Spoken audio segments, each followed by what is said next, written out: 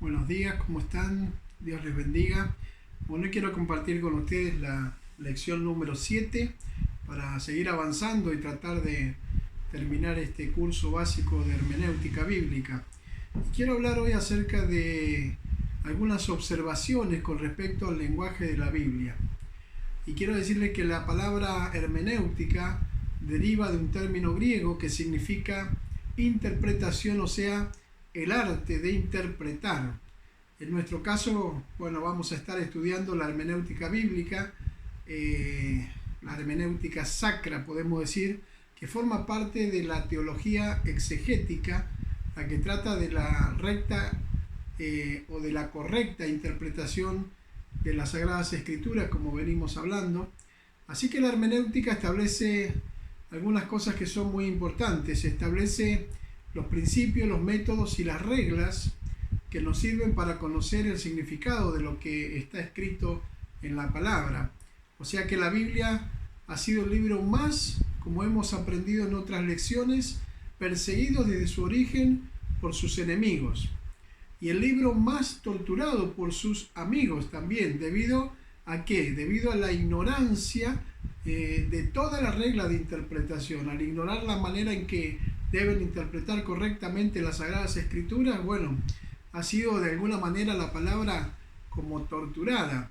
Pedro, el apóstol San Pedro, hablando de la epístola de Pablo, dijo ahí en 2 de Pedro 3:16, él dijo: casi en todas sus epístolas, hablando en ellas de estas cosas, entre las cuales hay algunas difíciles de entender, las cuales los indoctos inconstantes tuercen, como también las otras escrituras, para su propia perdición.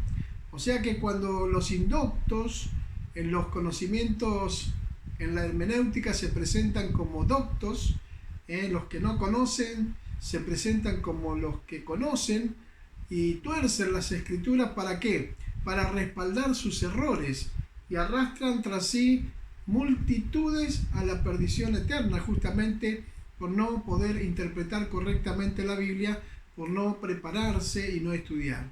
Así que vamos a ver algunas cosas que tienen que ver con este tema, y vamos a ver en primer lugar la disposición para el estudio de la Biblia. Es muy importante que aquellos que quieren exponer la palabra de Dios, que quieren enseñar o predicar, ¿no es cierto?, discipular, tienen que tener una disposición para el estudio de la Biblia. Estudiar con éxito, creo yo, que es la meta principal para todos aquellos que se han anotado para estudiar en este seminario, en estas clases que estamos dando, ya sea de homilética, ahora de hermenéutica.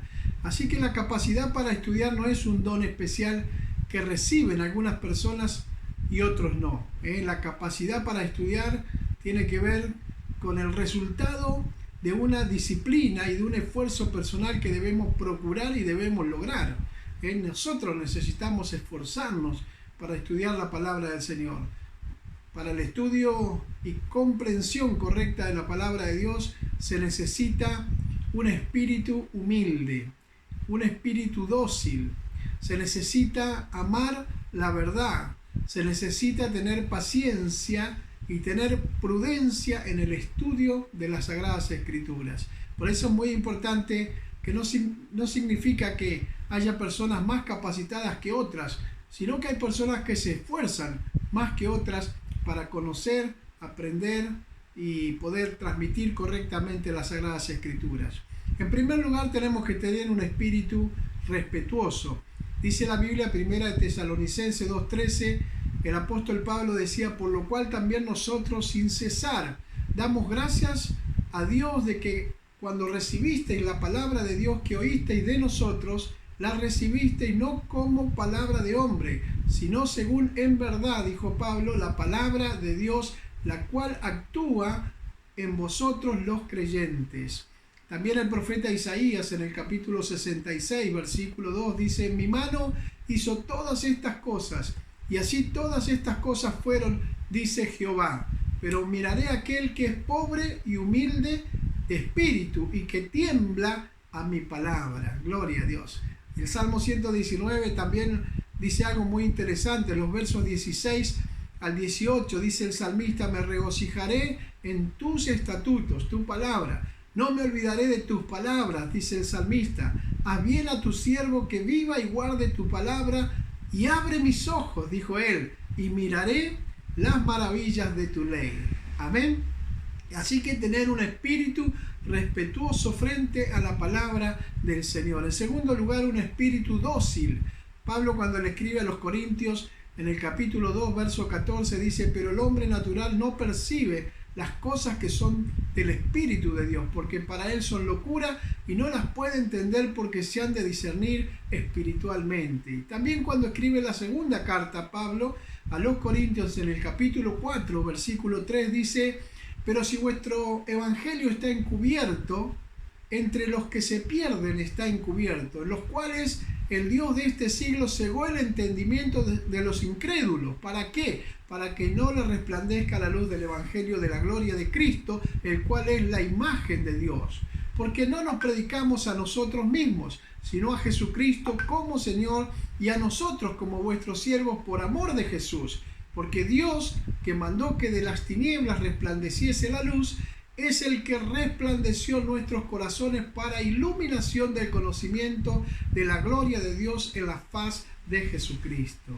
También el salmista, en el capítulo 25, verso 9, dice: encaminará a los humildes por el juicio y enseñará a los mansos su carrera. O sea que necesitamos tener un espíritu dócil frente al estudio de la palabra del Señor. Dejar que el Espíritu Santo pueda obrar en nosotros, traer una revelación nueva, una revelación fresca, una revelación poderosa, traer comprensión y entendimiento de la palabra de Dios.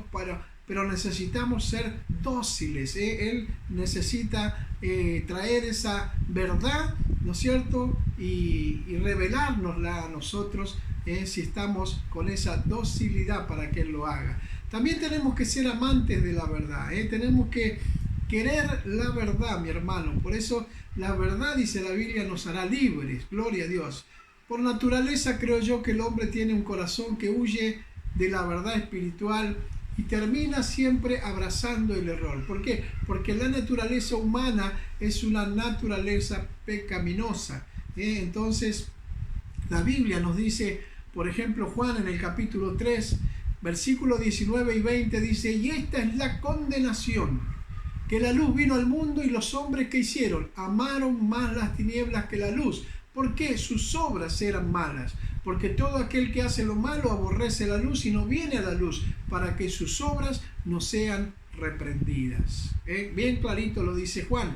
Pero Pedro también en su primer carta, capítulo 2, verso 1 y 2, dice: desechando pues toda malicia, todo engaño, hipocresía, envidias y todas las detracciones, desead como niños recién nacidos la leche espiritual no adulterada, para que por ella crezcáis para salvación. Gloria a Dios. También otra vez Pablo, cuando escribe a los Efesios ahora en el capítulo 1, verso 17, dice: para que el Dios de nuestro Señor Jesucristo, el Padre de gloria, os dé espíritu de sabiduría y de revelación en el conocimiento de Él. O sea que tenemos que amar la verdad. Mira lo que dice el salmista en el capítulo 25, verso 14.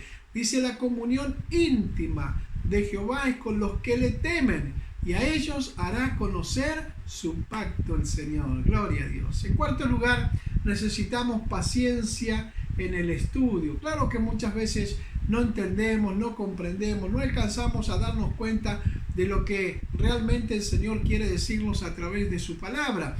Y necesitamos tener paciencia, hermanos, para poder tener una correcta interpretación de las Sagradas Escrituras.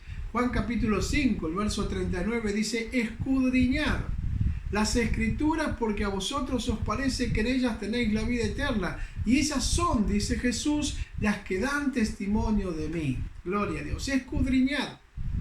Tenemos que meternos en lo profundo de la palabra para poder entender lo que ella quiere decirnos en este tiempo. En Hechos capítulo 17, verso 11, dice: y estos eran más nobles que los que estaban en Tesalónica, porque recibieron la palabra ¿con qué? Con toda solicitud, escudriñando, otra vez la palabra escudriñando, cada día las escrituras para ver si estas cosas eran así. Qué bueno, que no nos quedemos con las enseñanzas de otros, sino que podamos nosotros también de una manera muy especial escudriñar la palabra para ver si las cosas que nos enseñan, que nos dicen, son así. El Salmo 119 es un salmo muy hermoso y en él encontramos varios versículos que nos hablan de este tema. El 103, por ejemplo, dice: cuán dulces son a mi paladar tus palabras, más que la miel a mi boca. El verso 129 dice: maravillosos son tus testimonios, por tanto los he guardado en mi alma. El Salmo 119, versículo 162 dice: me regocijo en tu palabra como el que haya muchos despojos. El 127 dice: por eso he amado tus mandamientos más que el oro y más que oro puro. Amén, oro muy puro. La palabra del Señor. Debemos nosotros tener mucha paciencia en el estudio de la Biblia para tener una correcta interpretación, como dije. También prudencia en el estudio. Por eso es muy importante ser prudentes en la palabra. Marcos capítulo 4 dice: cuando estuvo solo, los que estaban cerca de él con los 12 le preguntaron sobre la parábola. Cuando ellos estaban ahí, no trataron de interpretar cualquier cosa rápidamente, sino que tuvieron prudencia, y después, cuando estuvieron solos, le preguntaron al Señor: bueno, ¿qué quiere decir esto que nos estás enseñando? ¿Qué quiere decir esto que le estás enseñando a la multitud? Y sin parábolas, dice la Biblia, no les hablaba, aunque a sus discípulos en particular les declaraba todo el Señor. Amén. Así que qué bueno que el Señor les declaraba a sus discípulos todo lo que Él quería que ellos entendieran. Lucas 24:45 dice: entonces, gloria a Dios, mira qué lindo lo que dice, les abrió el entendimiento para que comprendiesen las Escrituras. Mira qué lindo que Dios lo haga contigo, que Dios lo haga conmigo. Dios lo hace, porque Él sigue siendo el mismo ayer, hoy y siempre, por los siglos de los siglos. Y entonces, si tú prudentemente quieres conocer la verdad de la palabra, el Señor va a abrir el entendimiento, tu entendimiento, para que comprendas las Sagradas Escrituras. Santiago 1:5 dice: y si alguno de vosotros tiene falta de sabiduría, pídasela a Dios, el cual da a todos abundantemente y sin reproche, y le será dada. Amén. También el Salmo 119 nos dice algo sobre este tema. El verso 18 dice el salmista: abre mis ojos y miraré las maravillas de tu ley. El versículo 27 dice: hazme entender el camino de tus mandamientos, para que medite en tus maravillas. El versículo 34 dice: dame entendimiento y guardaré tu ley y la cumpliré de todo corazón. El verso 40 dice: aquí yo he anhelado tus mandamientos, vivifícame en tu justicia. Verso 99 dice: más que todos mis enseñadores he entendido, porque tus testimonios son mi meditación. Verso 104 dice: de tus mandamientos he adquirido inteligencia, por tanto he aborrecido todo camino de mentira. Gloria a Dios. Amén. Qué bueno, hermanos, que nosotros tengamos prudencia al estudiar la palabra y dejemos que Dios, a través del Espíritu Santo, traiga esa comprensión, ese entendimiento, esa sabiduría, esa revelación y esa iluminación que el Espíritu Santo nos puede dar en este tiempo. En sexto lugar, despertar interés en el estudio de la Biblia. Es muy importante que tengas interés.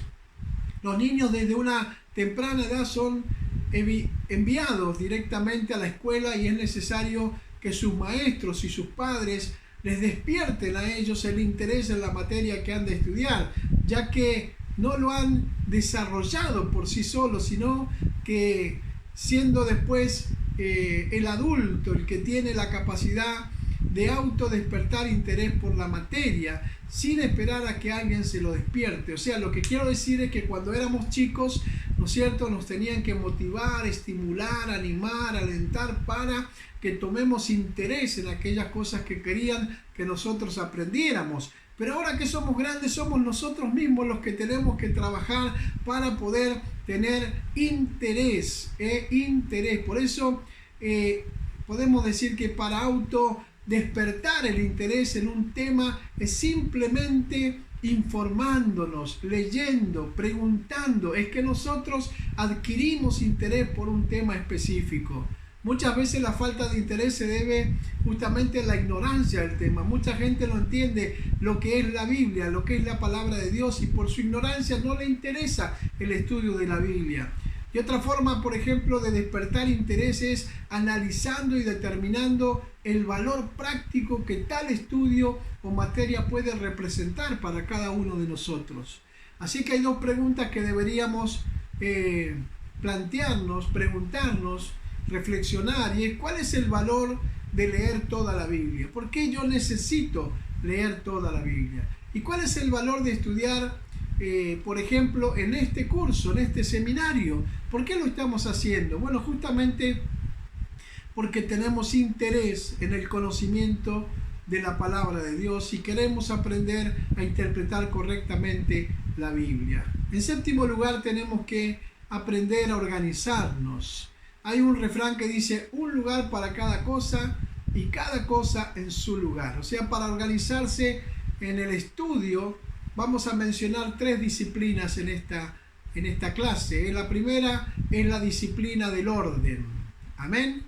La Biblia dice que hagamos todo decentemente y en orden. Así que haga una costumbre de mantener siempre sus notas, sus manuales, sus libros y útiles en un lugar ordenadamente, recordando que nuestro Dios, como dije recién, es un Dios de orden. Así que necesitamos ser ordenados. No podemos tener todas las cosas dispersas por la casa y cuando llega el momento de estudiar ir buscando las cosas y no saber dónde encontrarlas. Tenemos que tener un orden, un lugar específico donde mantenemos todas las cosas de manera ordenada. En segundo lugar, la disciplina del tiempo. No espera tener mucho tiempo para así poder estudiar. Mucha gente piensa de esta manera: no, ahora no tengo tiempo, cuando tenga tiempo hago las tareas, cuando tenga tiempo voy a repasar el estudio, cuando tenga tiempo voy a ver el video. Y entonces no tenemos que esperar tener mucho tiempo para así comenzar o ponernos a estudiar, porque es muy probable que nunca tengamos mucho tiempo. Así que aprovechemos, como digo yo, cada momento que tiene, cada momentito que tenemos, y estudiemos, disfrutemos de la comunión que tenemos con Dios a través del estudio de las Sagradas Escrituras. Vivamos cada momento a lleno, a pleno, sabiendo que es del Señor, y en la continuidad de los momentos vamos a alcanzar las metas que nos hemos propuesto en la vida y también en el estudio de la palabra del Señor. En tercer lugar, la tercera disciplina es de gusto. ¿Qué cosas te gustan hacer? Bueno, todos deseamos hacer primero lo más fácil, o primero lo que más nos agrada o lo que más nos gusta. Así que debemos aprender a dar prioridad al estudio, consolidando nosotros el carácter cristiano que se caracteriza, mi hermano, por el dominio propio. Amén. Así que estas tres disciplinas son muy importantes para poder mantener un orden, la disciplina del orden, la disciplina del tiempo y la disciplina del gusto. En octavo lugar, aprender a concentrarnos. Recordemos que la mente ama la ociosidad y el divagar sin responsabilidades. Así que tenemos que exigir a nuestra mente concentración. También en noveno lugar, mejorar la lectura. Es muy importante la práctica de la lectura. Si mejoramos la lectura, nos va a gustar leer cada vez más. En pedagogía se dice que un alumno que termina con la primaria debe leer más o menos entre 180 a 220 palabras por minuto.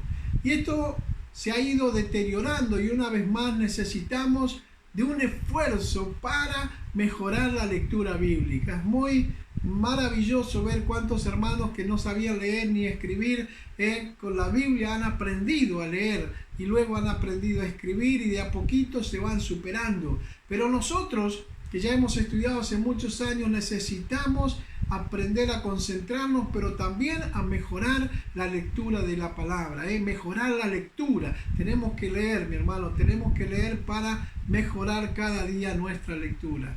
También hacer un esfuerzo, amén. O sea, sé que para leer a veces nos cuesta, muchas veces nos ponemos a leer y nos cansamos, nos da sueño, nos distraemos. Bueno, tenemos que hacer un esfuerzo, enfocarnos en la lectura para poder mejorarla. Tenemos que leer en silencio, y yo le recomiendo, cuando lea en silencio, no mueva los labios, leer en silencio sin mover los labios. ¿Por qué? Porque la vista puede pasar más rápido sobre un texto que el tiempo que ocupan los labios para pronunciarlo. También mantener el cuerpo en posición correcta sin mover la cabeza. La vista recorre también el texto a solas, sin necesidad del movimiento de la cabeza. Tener la cabeza fija y dejar que los ojos simplemente se muevan a través de la lectura. También disciplinar la vista a leer frases enteras en un lugar de palabras sueltas. Bueno, esto es algo que cuesta mucho más y que hay que practicarlo demasiado, pero se puede lograr. La vista demora lo mismo, por ejemplo, para ver a una persona que a un grupo de personas. Vieron que a veces nos enfocamos cuando hay un grupo de personas en una persona, pero la vista puede mirar a todo el grupo de una vez. Así que lo mismo pasa con la lectura. La vista puede ver una palabra o puede ver varias palabras a la vez con el mismo esfuerzo. Y qué bueno es que practiquemos eso, leer frases completas y no solamente palabras. También no retroceder a palabras o renglones anteriores. Por ejemplo, concéntrese en lo que está leyendo para no tener que volver atrás por el hecho de no acordarse. Es muy importante que cuando dediquemos tiempo al estudio nos concentremos, nos enfoquemos y nos dediquemos a estar pensando lo que estamos leyendo para no tener que volver otra vez para atrás. Respete también los signos de puntuación que encuentre en el texto. Esto es muy importante y lo vamos a ver más adelante. Ellos están para servirnos a nosotros, para eso están los puntos, las comas, los puntos y comas, los signos de admiración. Bueno, ¿y para qué? Para que al leer más rápido y mejor podamos tener una comprensión clara de lo que estamos leyendo. En 10º lugar, hay un método que es el método de las preguntas que tenemos que tener presentes. Bueno, las preguntas surgen, por ejemplo, ¿cómo interpretar correctamente y provechosamente lo que leemos? ¿Cómo? Podemos someter todo escrito a las siguientes 4 preguntas que se formulan dentro de los siguientes temas. Primero, el tema de la observación. Cuando estamos nosotros frente a un texto, principalmente como estamos estudiando un texto bíblico, nos tenemos que preguntar o hacer preguntas que tengan que ver con la observación. Preguntas como, por ejemplo, ¿qué dice? ¿Qué describe? ¿Dónde? ¿Cuándo? ¿En qué tiempo? ¿Cuál es la idea principal de lo que estoy leyendo? Pero luego hay un grupo de preguntas que tienen que ver con la interpretación. Y son las preguntas que les voy a comentar ahora. Por ejemplo, ¿qué quiere decir? Esto es interpretación. ¿Qué significa tal expresión? ¿A qué se refiere? ¿Qué simboliza? ¿Qué quiere mostrar o probar este texto? Bueno, eso es interpretación. Hay otro grupo que tiene que ver con la aplicación. Entonces, aplico lo que estoy leyendo y me pregunto, ¿qué dice a mi vida? ¿Qué dice a mis sentimientos? ¿Contiene una lección moral o espiritual para mi vida? ¿Está de acuerdo con la enseñanza de la Biblia? ¿Cómo puedo lograrlo? Y por último, hay un grupo que tiene que ver con la comunicación. Y entonces nos preguntamos, ¿es digno de transmitirlo a otros? ¿Cómo puedo hacerlo? Bueno, preguntas, amén. Preguntas muy importantes que tienen que ver con este método de las preguntas que tenemos que hacernos cuando leemos las Sagradas Escrituras. Así que la Biblia, hermanos, hermanas, es un libro científico y espiritual. Y ambos se deben de mantener en un buen balance. Por eso la Biblia es científica en su idioma, historia y geografía, entre otros campos.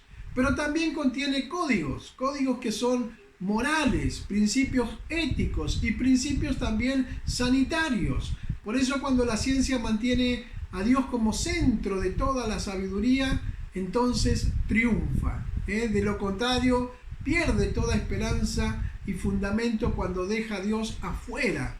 Por eso la Biblia, que es el neuma espiritual, neumático significa aire, espíritu. De ahí la palabra neonatología, el estudio del Espíritu Santo.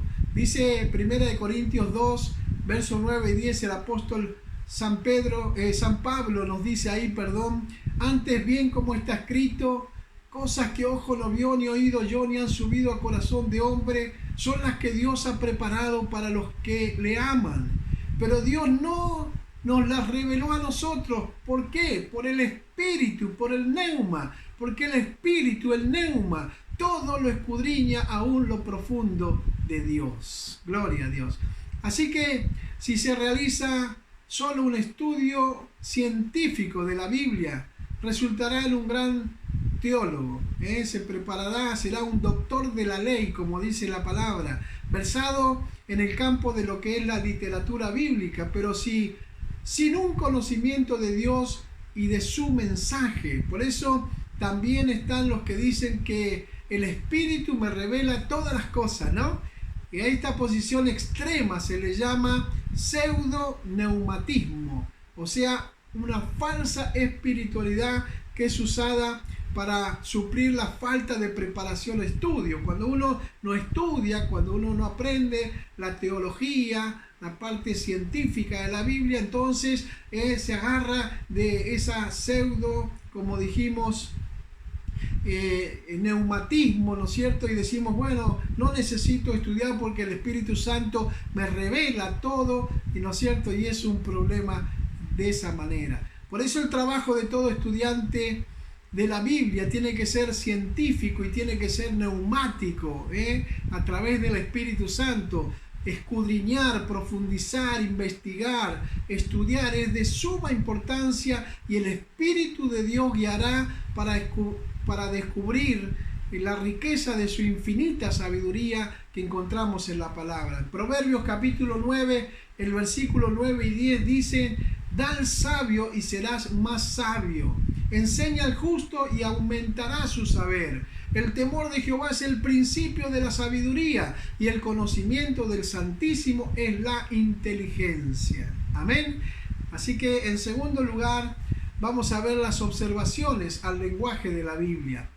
Dice la palabra que toda la Sagrada Escritura fue inspirada por Dios y útil para enseñar, para redarguir, para corregir, para instruir en justicia, para que el hombre de Dios, dice, sea perfecto y enteramente preparado para toda buena obra. Qué linda palabra, ya la hemos leído muchas veces, y la palabra de Dios tiene como meta final al hombre en mente, ¿no es cierto? Siempre la palabra de Dios tiene al hombre en su mente como, digamos, como meta final. ¿A fin de qué? De que el hombre sea sabio, dice, para la salvación por la fe que es en Cristo Jesús.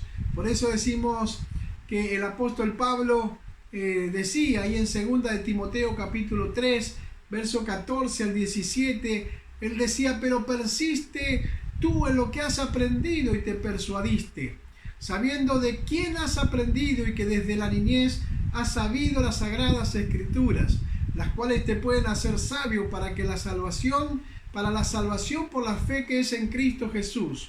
Toda la escritura, y dice otra vez, ¿no?, es inspirada por Dios y útil para enseñar, para redarguir, para corregir, para instruir en justicia, a fin de que el hombre de Dios sea perfecto, enteramente preparado para toda buena obra.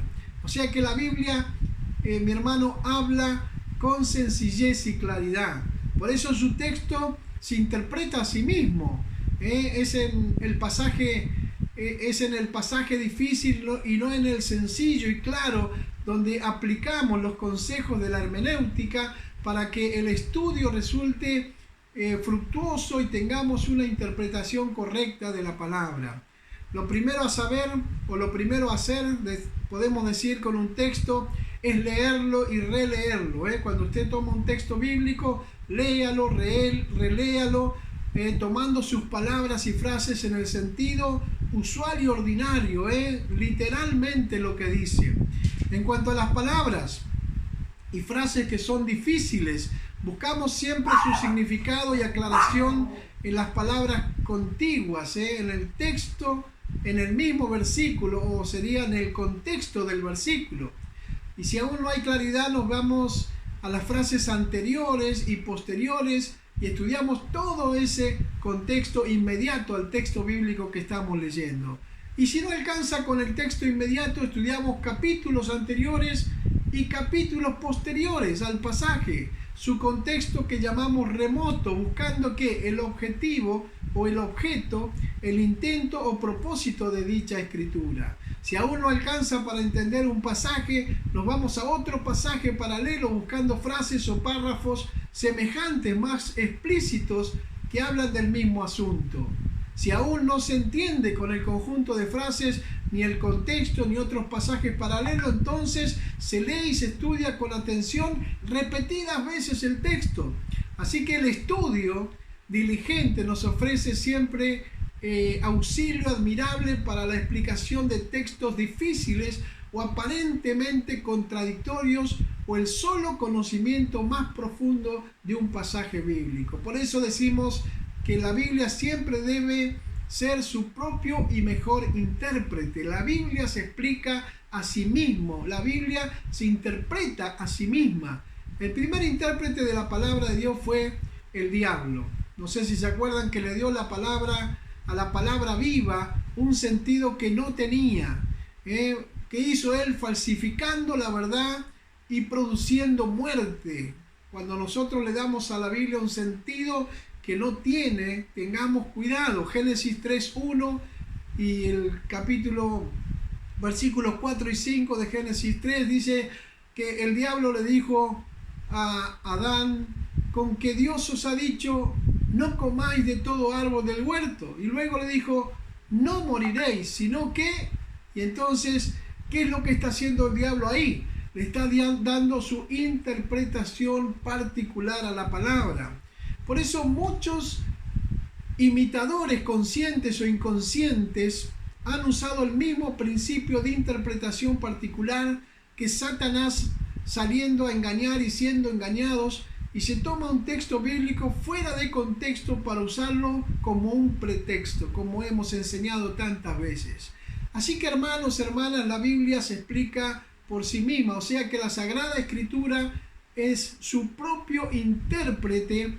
Para cada pasaje de la Biblia hay una respuesta de interpretación en la misma Biblia. O sea, sabemos que la ley de Jehová es perfecta, dice la Biblia en el Salmo 19, y que no hay error en la palabra, sino que el error está en el hombre que no interpreta correctamente la palabra. Pedro dijo, por ejemplo, ninguna profecía de la Escritura es de interpretación particular. Jesús mismo nos exhorta a escudriñar las Escrituras para hallar la verdad y no a interpretar las Escrituras para establecer la verdad a nuestro propio antojo. O sea, no añadas, mi hermano, escucha bien, no añadas a sus palabras para que no te reprenda y seas hallado mentiroso. Si alguno quitare del libro de esta profecía, Dios quitará, dice la Biblia, su parte del libro de la vida. Tengamos cuidado. Así que la hermenéutica nos sirve para ayudarnos en todos los aspectos difíciles que pueden afectar a la interpretación de algunos pasajes bajo la consideración de lo que estamos estudiando. Y por último, quiero hablarte del libre examen de las Sagradas Escrituras. La Iglesia Católica Romana reserva exclusivamente para sí el derecho de interpretar las Escrituras, alegando que solo la Iglesia es la poseedora del Espíritu Santo y está autorizada por el Señor Jesucristo para tal fin. Ahora, esta enseñanza está entretejida con la doctrina de que el Papa es el vicario de Cristo, por supuesto. En oposición a esto, nosotros ¿qué afirmamos? Afirmamos que todo creyente verdadero es poseedor del Espíritu Santo y está autorizado para examinar las Sagradas Escrituras. O sea que no es solo su privilegio, sino también su deber y su obligación. O sea que fue durante el tiempo de la Reforma que se le llamó a esta posición evangélica libre examen de cada creyente. Nosotros tenemos libertad para examinar las Sagradas Escrituras. Ahora, esta frase de libre examen no se debe de confundir con libre interpretación. Una cosa es examinar la Biblia y otra cosa es interpretarla. Tenemos libertad para examinar, pero no libertad para interpretar. Debemos interpretar de acuerdo a lo que estamos aprendiendo, ¿no es cierto? Por eso no debemos confundir con libre interpretación de acuerdo a las ideas, pasiones o prejuicios de cada persona, de cada individuo. El hecho de que tenemos libertad para examinar las Escrituras no quita la verdad de que no tenemos derecho de interpretar a nuestro gusto la palabra de Dios. Por eso también Pedro dice, entendiendo primero esto, que ninguna profecía de la Escritura es de interpretación privada. No podemos interpretar, El texto completo dice en el verso 19 del capítulo 1 de segunda de Pedro, dice, tenemos también la palabra profética más segura, a la cual hacéis bien en estar atentos como una antorcha que alumbra el lugar oscuro. ¿Para qué? Hasta que el día esclarezca y el lucero de la mañana salga en vuestros corazones. Entendiendo primero esto, que ninguna profecía de la Escritura es de interpretación privada, porque nunca la profecía fue traída por voluntad humana, sino que los santos hombres de Dios hablaron siendo inspirados por el Espíritu Santo. Amén. Gloria a Dios. Gloria a Dios. Toda hermenéutica o interpretación bíblica requiere de interpretaciones reverentes, en armonía con toda la Biblia, hechas en el temor de Dios, dependiendo absolutamente de la guía del Espíritu Santo, hermanos. Así que esto no elimina la necesidad de maestros en la iglesia. Necesitamos maestros. Por eso nos estamos preparando, por eso estamos estudiando, ya que Dios mismo los dio a su iglesia. Dice la palabra de Dios en Efesios 4, 11 y 12. Dice, y Él mismo constituyó a unos apóstoles, a otros profetas, a otros evangelistas, a otros pastores y maestros, a fin de ¿qué? De perfeccionar a los santos para la obra del ministerio. Así que, hermanos, necesitamos prepararnos para poder interpretar correctamente las Sagradas Escrituras y de esa manera también poder transmitirlas correctamente, transmitir correctamente el mensaje de Dios a todos aquellos que quieran escuchar la palabra. Amén. Que el Señor les bendiga, que el Señor les guarde y que esta clase sea de bendición para tu vida. Nos vemos en la próxima. Chao.